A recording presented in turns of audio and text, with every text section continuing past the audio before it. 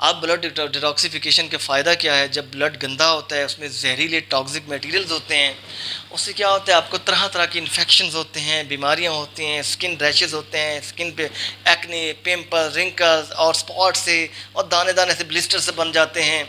और इस तरह आप कभी साफ़ी के सिरप इस्तेमाल करते हैं, कभी आप एंटीबायोटिक्स इस्तेमाल करते हैं। तो दोस्तों एक छोटा सा नुस्खा है, मेथी दाना का पानी आप घर में बना लीजिए, डेली इस्तेमाल कीजिए। जब आपका ब्लड प्यूरीफाई हो जाएगा, ब्लड फिल्टर हो जाएगा, ब्लड जहरीले मवाद से आपका क्लियर हो जाएगा, तो ये बीमारियां आपके बॉडी पे अफेक्ट नहीं करेंगी। आपका पूरा बॉडी डिटॉक्सीफाई हो जाएगा।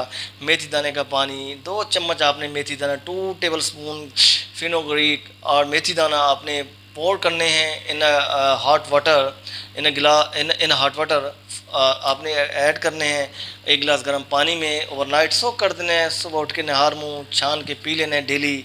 इसके पीने से